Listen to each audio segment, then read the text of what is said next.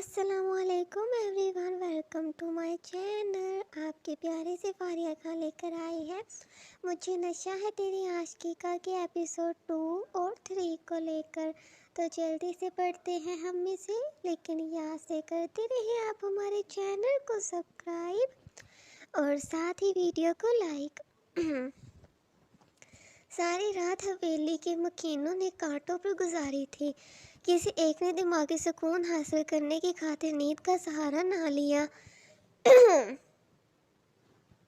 परेशानी और तैश के बतौर सभी पूरी रात अंगारों पर लौटते रहे, मानो मौत सा सन्नाटा छाया हुआ था हवेली में। और ऐसा असबद खान की वफ़ात के बाद अब हुआ था।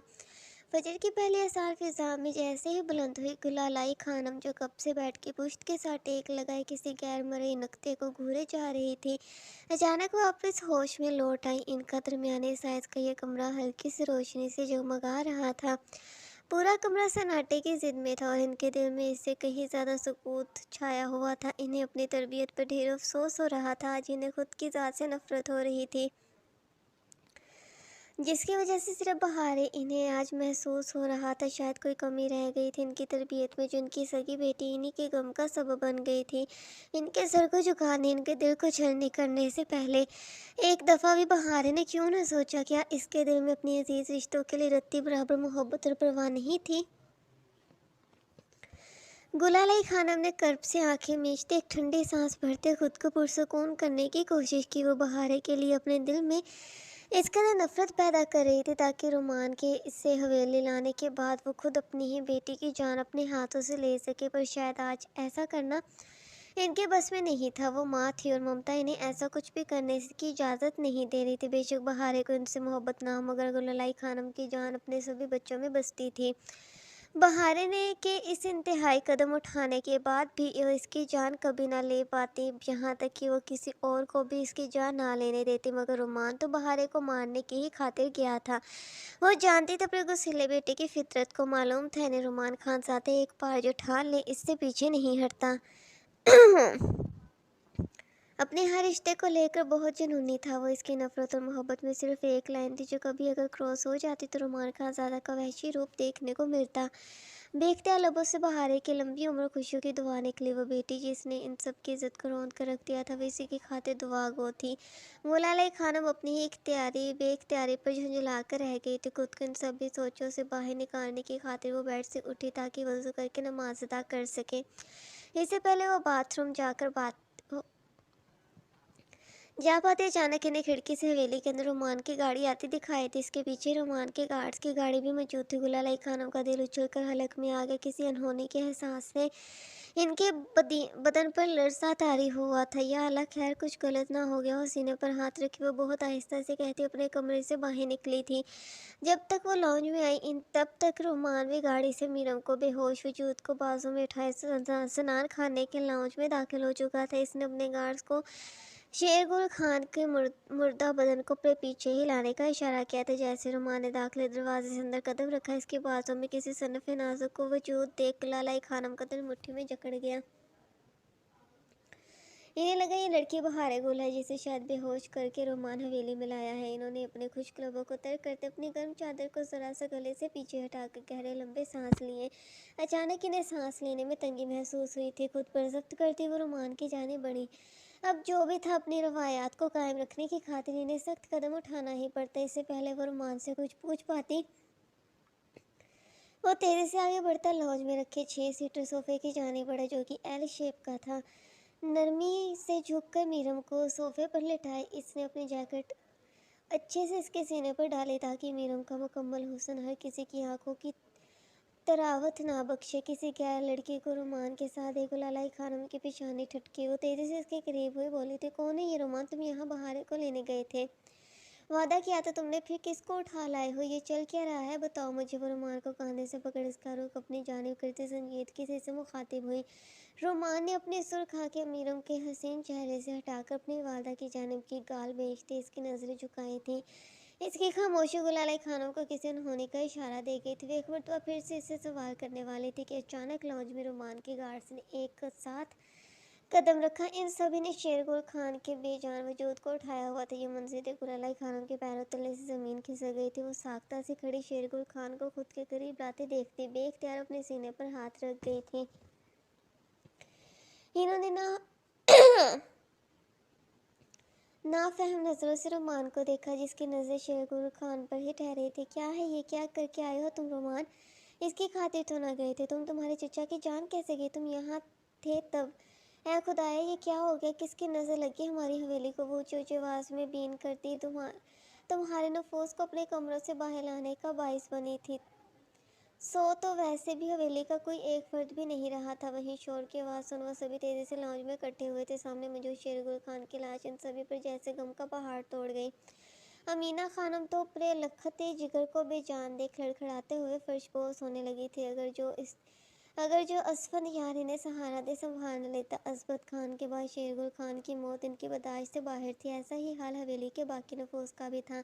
सबकी नज़रें रुमान की तरफ उठी थी, जो लब बेचे खामोश खड़ा था। क्या है ये रुमान? चाचा को किसने मारा? तुम कुछ बोल क्यों नहीं रहे हो? क्या हुआ था वहाँ पर? जवाब दो हमें इसकी बार। असफानी खान ने बुलंद आवाज़ धारते हुए रुमान को मुखातिब किया, जिसने बदले में अपनी सुर्ख सपाट नज़रों से इसे देखा। जब वह वहाँ पर पहुँचे तब बहारी और इसका महबूब वहाँ था। हमें देख इन्होंने भागना चाहा, लेकिन गार्ड्स और चचा ने इन्हें घबरा घेर लिया था। चचा ने बहारी को ज़बरदस्ती अपने साथ ले जाना चाहा तो इस लड़के ने चचा के हाथ से पिस्टल छीन इन पर फायर कर दिया। असफनियार की आंखों में देखता वो सिरे से झूठ बोल रहा था, मगर इसके और गार्ड्स के अलावा हकीकत जानता ही कौन था? रुमान खानज़ादा के खिलाफ जाने की हिम्मत तो इन गार्ड्स में नहीं थी। यानी जो कुछ भी रुमान खानज़ादा कह रहा था वही सच माना जाता। असफंद खान ने अजीब सी नज़रों से रुमान को देखा, जिसके चेहरे पर तकलीफ के आसार तो कहीं पर भी मौजूद नहीं थे। मुझे तो समझ ही नहीं आया हुआ क्या है। मैं तो इस लड़के के बाप से बात करने में मसरूफ़ था, क्योंकि वो मास्टर इसी गांव से काफ़ी वक्त गुजार कर गया। इसे इल्म है यहाँ की रवायात का। मैं तो सुलह सफाई के साथ बहारे को वापस लाना चाहता था। मानता हूँ गलती होगी इससे, लेकिन बहन है वो मेरी, इसकी जान कैसे ले लूँ? तभी मैं चाहता था वो लड़का बहारे को तलाक दे दे और हम अपनी हवेली की बेटी को वापस ला सकें। मगर इस बज़ात को कहाँ गंवारा था ये। इसने बजाय बात को यहीं ख़त्म करने के चचा पर वार किया, बहारे को लेकर भाग गया। इसकी मज़ीद बात सुन असफंद खान यार को हैरत का शदीद झटका लगा था। रुमान खानज़ादा जो कभी अपने किए फैसलों उसूलों से पीछे ना हटे, वो कैसे बहारे को इतने बड़े गुनाह को माफ़ करने का हौसला कर सकता था?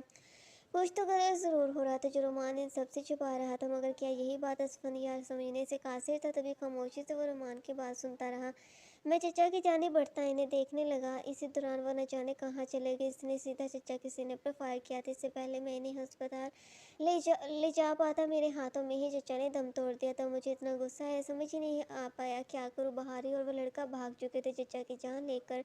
वो चला गया था। ऐसे में हम वापस मुंह उठाकर कैसे चले जाते? जिस जंग की शुरुआत इसने की थी, इसका इख्तिताम अब हमें ही तो करना था। तभी मेरी नज़र मास्टर की बेटी इस लड़की की बहन पर पड़ी। इसने बात करते हुए ज़रा सा पीछे हटकर सोफे पर बेहोश पड़ी मीनम की जानिब इशारा किया, फिर फ़ौरन ही सीधा होकर मीनम के वजूद को अपने पीछे छिपा गया।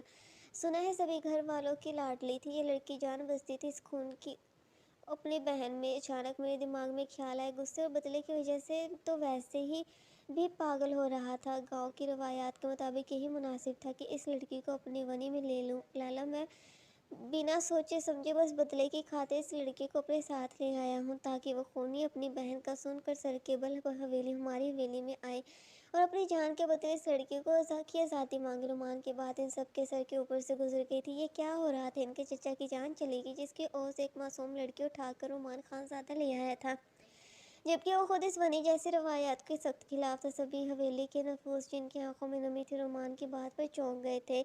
हमेशा तकलीफ हमने क्यों सही? जब गुनाह इसने किया तो सज़ा सिर्फ हम ही क्यों भुगते? ज़िल्लत, अज़ियत और बेइज्जती होने का एहसास तो इसे भी होना चाहिए। जब इसकी बहन बिना निकाह के मेरे साथ रहेगी तब होगी इसके लिए असली अज़ियत। तब तड़पेगा, वो रोएगा, गिड़गिड़ाएगा, अपनी मौत के बदले खुद की बहन की आज़ादी मांगेगा। लेकिन तब फैसला हम अपनी मर्ज़ी से करेंगे। रोमान के बिना निकाह के इस लड़की को अपने पास रखने की बात सुन असफनियार पेशानी पर बल डाले अमीना खानों को दवा के हवाले किए, खुद रोमान की तरफ बढ़ा। दिमाग तो दुरुस्त है तुम्हारा, आखिर करके क्या आए हो वहाँ? इसके खातिर भेजा था तुम्हें, हमारा भरोसा तोड़ा है तुमने। मुझे तो अभी तक यकीन नहीं आ रहा तुम्हारे होते चचा की जान कैसे चलेगी। असली हकीकत क्या है बताओ मुझे। रुमान कौन है ये लड़के और क्यों लाए हो तुम इसे? असफन यार, जिसकी आंख में आंसू भी नहीं था वो रुमान के मुकाबिल होता है। इसके लहू रंग आंखों में घूरते हुए बोला। रुमान ने सपाट नजरों से इसे देखते इसके चेहरे का रुख फेरा था। जिस इंसान का जब टाइम आता है तब इसे दुनिया छोड़कर जाना ही पड़ता है। चचा की मौत का यही टाइम मुकर्रर था। वजह वो लड़का बन गया जिसे यूं ही माफ़ तो नहीं कर सकते हम। गुनाह पर गुनाह किया इसने, तभी इसे ज़ियत पहुँचाने की खातिर इसकी बहन को उठा लाया हूँ मैं। यही हकीकत है, इसी को कबूल करना होगा सबको। चचा के जनाजे का इंतज़ाम करो लाला, मैं इस लड़के को कमरे में छोड़ कर आता हूँ। अभी संजीदगी से सुनियर का घूरता लफ्ज़ चुबा चुबा कर अदा करते हुए पीछे को पलटता, मीरों को ऊपर झुके इसे फिर से अपने गले के का हार बनाए बाजुओं में उठाकर अपने कमरे की जानिब चल पड़ा। इसका दुरुस्त सर्दो सपाट लहजा, इसकी वहशी छलकाता चेहरा देख किसी भी नफूस की मजीद हिम्मत ही न हुई कोई सवाल करने की। वैसे भी हवेली पर सफ मातम बच चुका था। ऐसे में ज़्यादा बहस करना बेकार और फिजूल साबित होता। लेकिन असफरिया रोमान से तफसील से मुलाकात करने का फैसला कर चुका था। वो जानता था अपने भाई को कुछ तो ऐसा था जो रोमान इन सब से छिपा रहा था। और क्या था ये असफंदियार खान पता लगा कर रहता। कमरे में मतम सी नीलों को रोशनी जल रही थी। जगह जगह खूबसूरत कैंडल वाज रखे गए थे। कैंडल्स की खुशबू के साथ पूरा कमरा गुलाब के फूलों की महक से मुअत्तर हो रहा था। बहारे के दिल को ढेरों सुकून फराहम हुआ ये सोचकर कि शहराम ने इसकी खातिर इतना इंतज़ाम करवाया। ये छोटा सा 5 मरले का घर शहराम के दोस्त का था जो कि फ़िलहाल दूसरे शहर में शिफ्ट हो रहा था। तो शहराम ने इसे एक कमरा सजाने को बोल कर ये घर कुछ महीनों के लिए मांग लिया। दोनों इस्लामाबाद से लाहौर के इसी घर में कुछ देर पहले आए थे। इस वक्त रात के 10 बजे का वक्त था। रास्ते में ही इन्होंने खाना खा लिया था। यानी अब सारा वक्त तो अपनी मोहब्बत को मुकम्मल करने में सर्व करते। बहारें अभी तक इस हुलिये में थी, यानी बहुत सिंपल सा लिबास पहन रखा था इसने। मगर शहराम के कहने पर इसने एक अच्छा जोड़ा निकाल कर खुद को दुल्हन की खातिर तरह तैयार किया था। अपनी ज़ेवरात जो हवेली से भागने से पहले उठा चुकी थी वो पहन कर सुर्ख दुपट्टे का घूंघट निकाल बेड पर बैठी थी। शहनाम की गुर्बत का सोच कर इसके हाथ पैर फूल रहे थे। पता नहीं वो इस पर कितनी मोहब्बत निछावर कर, ये सोच कर इसका दिल तेज़ी से धड़कते पसलियों से टकरा रहा था। कमरे का दरवाज़ा खुलने की आवाज़ पर बहारे गुल की हथेलियाँ पसीने से नम हुई। अपने धड़कते दिल पर काबू पाते हुए खुद में सिमटी थी। शहराम के भारी कदमों की आवाज़ सुनते बहारे का दिल हथेली पर धड़कने लगा था। शहराम ने कमरे में दाखिल होते अपनी ऑफ वाइट मर्दाना शाल उतारकर सोफा पर रखी और अपनी घनी मूछों पर हाथ फेरते वो बेड की तरफ बढ़ा और इसके लिए सर संवर कर बैठी थी। ये यकीन था इसके लिए मुश्किल था कि वो अपनी मोहब्बत कितनी आसानी से हासिल कर चुका है।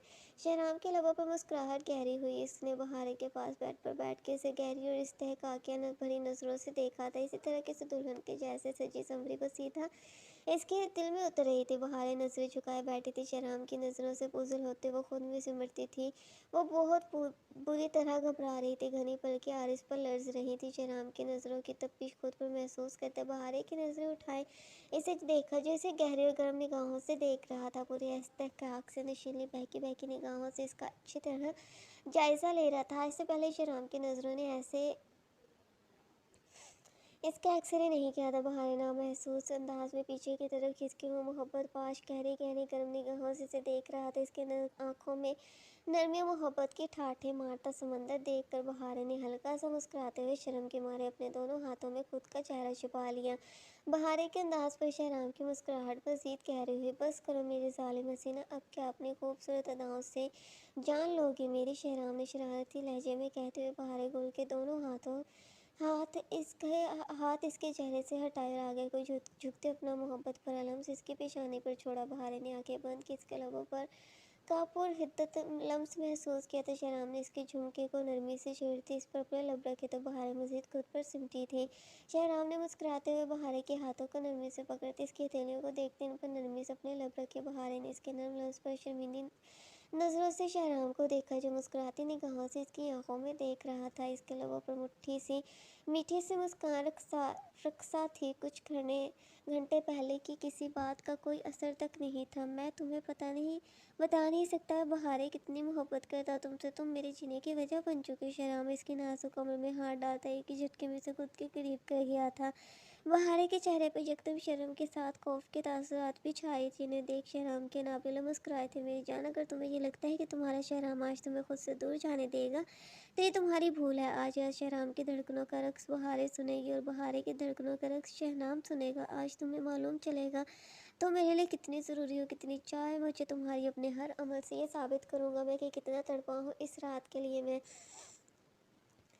शहनाम ने खुमारी से कहते झुकते हुए इसकी धड़कनों के मुकाम पर अपने दहकते लब रखे थे। बहारे इसके बेबाक पर हुद्दत भरे लम्स पर तड़प उठी। इसने पूरे इस्तेहकाक से छोड़ा था। एक हल्की सी सिसकी बहारे के लब से अदा हुई। शहनाम ने इसकी कमर में हाथ डालते इसके गाल पर अपने लब रखे थे। वो रुका नहीं था, इसका चेहरा थामे वो दीवानों की तरह इसके चेहरे पर अपने लम्स बिखेरने लगा। वो बेखुद होता इसके एक एक नक्श को नरमी से छू रहा था। तुम नहीं जानती बहारे, इस पल का कितनी शिद्दत से इंतज़ार किया मैंने। तुम्हें पहली नज़र में ही देखकर अपने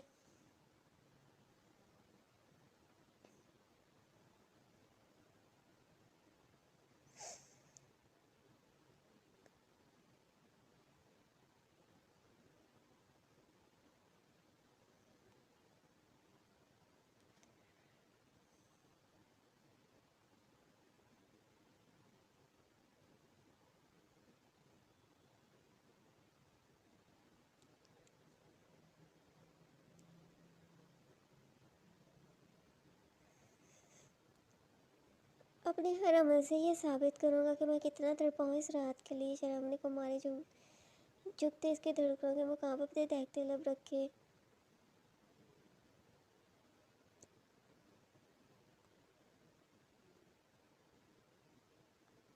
तुम्हें पहली नज़र में देख अपने दिल की मलका बना चुका हूँ। तुम्हें मेरा इश्क मेरा जुनून बन चुकी हो। तुम जिसे हर हाल में मुझे पाना है, जिसके लिए मुझे तुम्हारी रजामंदी की ज़रूरत है। शराब ने गंभीर लहजे में मद्धम सरगोशी करते इसके कनपट्टी पर अपने लब रखे थे। वो बहारे की नाजुक कमर में हाथ डाले आंखें मूंदे इसकी फराक की जिप के साथ छेड़खानी कर रहा था। बहारे इसकी बेबाक हरकतों पर घबरा सी गई थी। शराब का हाथ जिप से होता इसकी कमर पर बेबाकी से सफ़र कर रहा था। वैसे नरमी से खुद में बेंचे हुए था। मैं जो भी करना चाहता हूँ, मैं प्यार से करना चाहता हूँ, जिसमें तुम्हारी मर्जी भी शामिल है। ज़बरदस्ती का सवाल ही पैदा नहीं होता। तुम मौका देकर देखो, मायूस कभी नहीं होगी। शहराम ने बेबाकी से कहते आंख विंकी। अब वह एहतियात से इसकी ज्वेलरी उतारा और फिर वह इसे अपनी तरफ खींचता, झुककर इसकी गर्दन पर अपने दहकते हुए लब रखता। बहारे की गर्दन पर अपने दांत काट के वो हल्की सी सिसकी के साथ शहराम के बालों में अपना हाथ फंसा गई थी। शहराम के हाथों की बेबाकी बढ़कर शिद्दत इख्तियार करी थी। वो धीरे धीरे फराक के ऊपर से ही इसके नशेबो फराज को छूते हुए इनका जायज़ा ले रहा था। इसके लमसम हाथों की बेबाक हरकत पर बहारे की सांसें सीने में अटकी थी। शहराम ने इसकी अटकी सांसों को बगौर देखते इसके माथे पर अपने लब रखे थे। साथ ही शहराम ने इसके करीब होते नरमी से इसका दुपट्टा उतारते साइड पर रखा इसकी चौकर की डोरी खींचते इसके गर्दन को चौकर से आज़ाद किया था। सांसों से भी ज़्यादा ज़रूरी हो तो मेरे लिए बहारे, तुम्हारे बिना शहराम अली का कोई वजूद नहीं। शहनाम ने खुमारुल आवाज़ में कहते इसके दुपट्टे से पिन्स उतारता शुरू की थी। कुछ देर पहले बहारे बगैर दुपट्टे और ज्वेलरी के इसके सामने थी। बहारे इस रिश्ते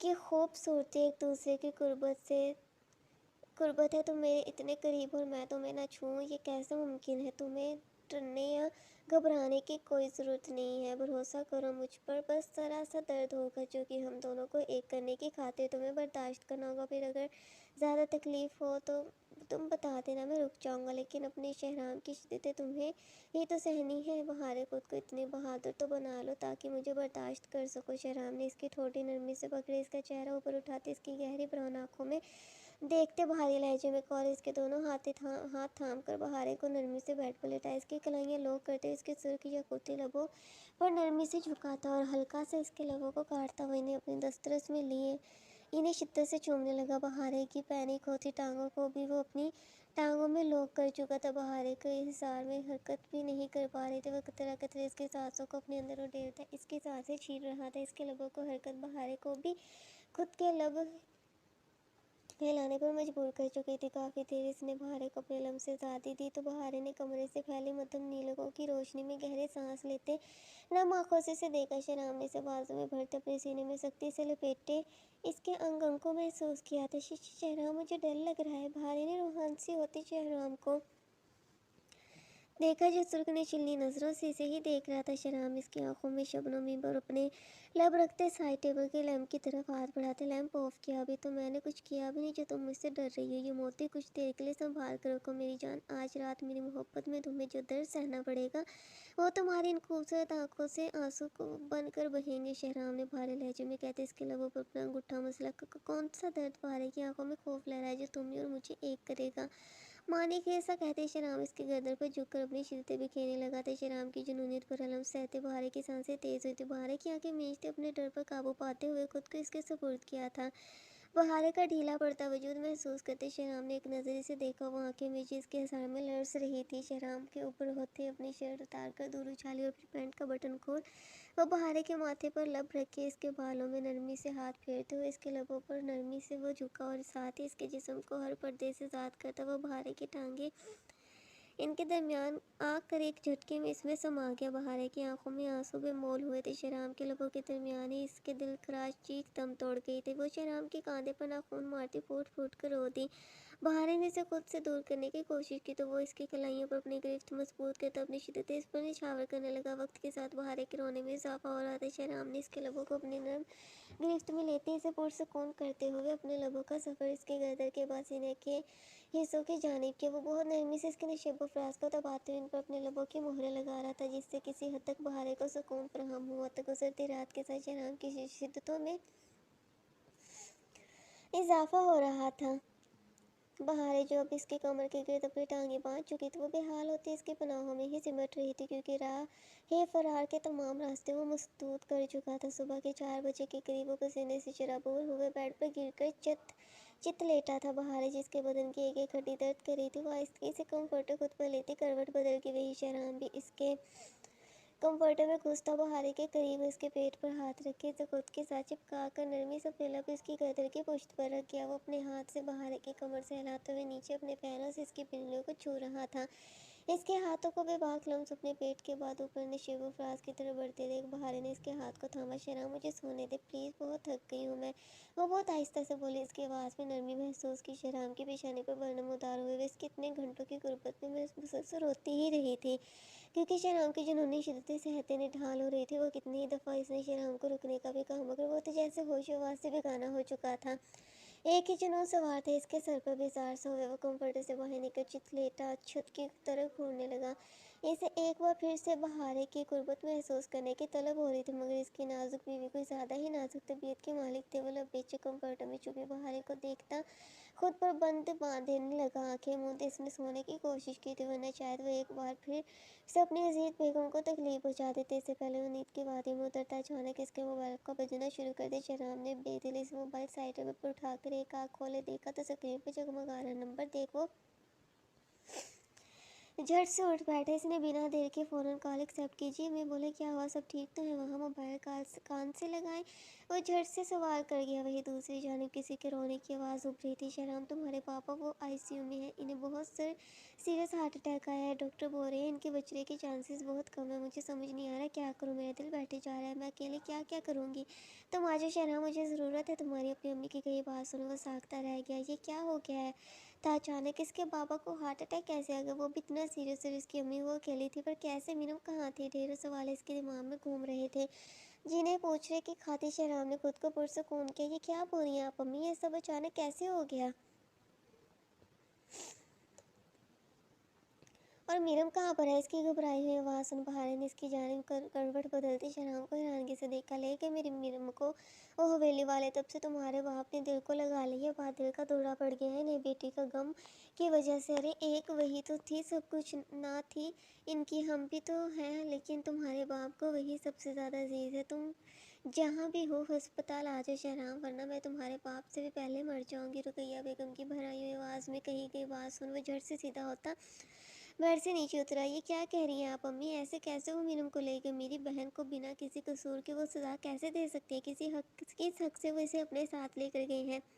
आप फ़िक्र नहीं कीजिए, मैं आ रहा हूँ वहाँ पर। मैं जानता हूँ क्या चाहते हैं वो अपनी बहन को, उनकी कैसे रिहाई दिलवा कर मैं कुछ टाइम तक इस्लामाबाद पहुँच जाऊँगा। आप रोना बंद करो, इंतज़ार करें मेरा। वो कॉल कट कर तेज़ी से अपने कपड़े पहनने लगा। वहीं बाहर ये खबर सुनकर फर्टेस अपने सीने को छिपाते उठकर बैठ गई। शहराम के चेहरे पर छाई फ़िक्रमंदी से एक इंतहाई फ़ैसला करने पर मजबूर कर चुकी थी। वो जानती थी शहराम अपने रिश्तों को लेकर बहुत हसास है, मगर अब वापसी के इनके सभी रास्ते ख़त्म हो चुके थे। मगर अगर वो अब वापस लौटते तो जान से जाते। रुक जाइए शहराम, आप कहीं नहीं जा रहे। मैं जानती हूँ जो आपकी बहन के साथ हुआ है वह सरासर नाइंसाफ़ी है, मगर आप भूल जाएं कि अब वो बच पाएगी। मैं जानती हूँ वेली के नफूस को, वो अपने किए गए फैसले से पीछे नहीं हटते। आज तक कभी मैंने लालो का ऐसा फैसला लेते देखा। अगर अब इन्होंने कुछ ऐसा किया है तो इसके पीछे कोई ना कोई ठोस वजह होगी। आप भूल जाएं आपकी कोई बहन या फैमिली थी जिस तरह मैं सबको छोड़